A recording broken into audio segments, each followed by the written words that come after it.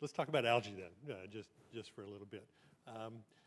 David was telling us backstage that, and I missed this, that President Obama mentioned algae in a recent speech, apparently in Florida, and people laughed as he included that as part of the future picture. Why do people laugh? What's your experience with that? And I really wanted to know, kind of give us some applications from algae, kind of as you're in your company, and more generally as you see algae is going to be applied here and then here and then here, kind of in order of sequence of where it's going to be most useful or have the best market first. All right, so let me try to answer the Obama question first, then I'll break it down chronologically on the algae development phases. First with Obama, look, he got stuck in the middle of a bipartisan fight, and he came out there and said that we could fuel our cars with algae, and I think enough of the market either doesn't know anything about algae or knows enough to know that it's very far down the road before we're actually fueling vehicles with algae oil, 5, 10 years down the road. So from a government politics perspective, it was just I wish he didn't say it, frankly, because it only adds more credibility issues to our industry. We don't count on the government. I've been in the renewable energy space for about 12 years, energy space for 20 years, and I've just learned to not count on the government for anything. I don't think they'll ever get it right. The only thing that would ever help our industry develop sustainable technologies is a long-term policy, and they just don't think that way. And it's only gotten worse in the last 4 years. So to bring it up in a presidential election year is probably very poor timing.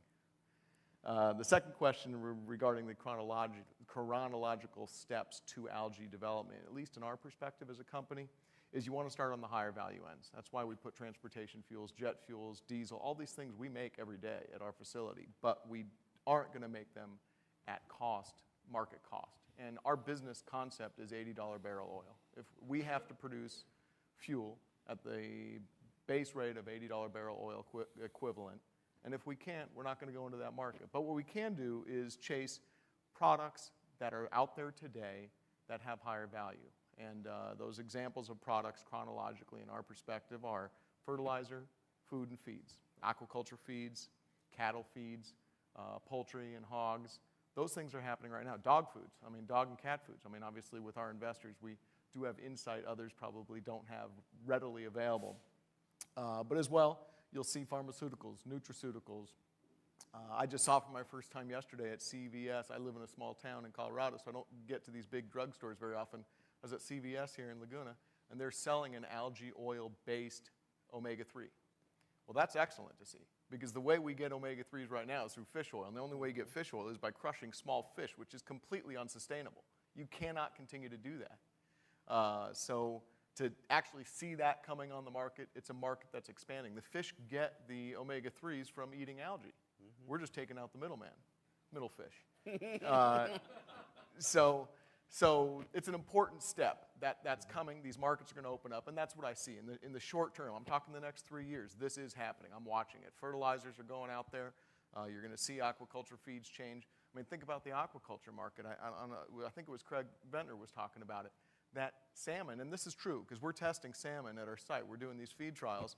Salmon that eat soybean and corn for protein do not have the same protein amino acid profile as the salmon that you get when you catch one in Alaska. So pretty soon, your protein content that you're getting off the salmon, which is supposed to be your safer protein, is not going to be that much better than eating a piece of beef. You might have a lower fat content, but the actual amino acid profile, the nutrients you need, aren't going to be there. So you need to find these other technologies. They take time, but chronologically, that's what I buy. I'll take the fertilizer. And we're doing it. We're selling fertilizer. We are selling omega-3s, and we are selling feeds. And in the meantime, people need to buy salmon that's in the wild. Yeah. There's a transition, and all this stuff takes time. And that's the problem with both hydrogen and algae and any of these sustainable technologies. Man, these things take time. So let's talk about that a little bit, because one of the things that you did when you were up here as a fire starter is that you ran very quickly by your financial backing from the Mars family, Mars company, and mentioned that they take a very long-term view, 25 and 100 years, which was pretty impressive. And I think you mentioned that they see 4 major areas of interest Yep. for them, and I wondered if you would repeat those. All right, so what they do in these periods, about every 10 years, they get together and ask large questions about what happens in a 25-year or 100-year look ahead. Because they're looking at a $30 billion a year enterprise that sells globally, 70 countries. And how do they continue that growth that they've seen over the last 20 years? So their question in 2006 was, one, how do you feed 9 billion people? Because that's coming. I mean, we're not going to stop that. There's going to be 9 billion people out there. There's 7 today.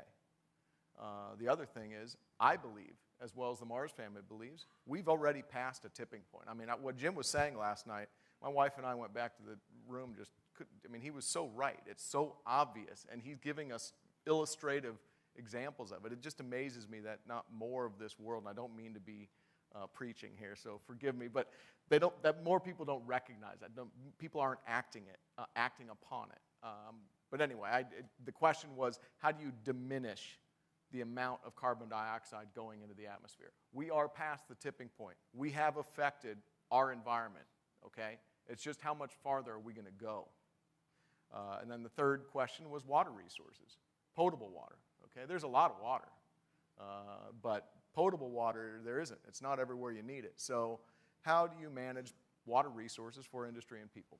And then the fourth wrap-up question to that is, it is human nature to want to expand macroeconomically. Every country in the world wants to improve their economy. Everybody wants to improve their lifestyle, their quality of life for their children and their children's children. How do you do that sustainably? Because we're not doing it today. And more people need to understand that. So those were the four big ones. Quick question for Dan. I keep hearing people talk about hydrogen from algae. Is there anything to that? We have a couple scientists who have done some research projects on it. One's written a white paper, but we are not targeting that effort. Our challenge right now is staying focused. Thank you.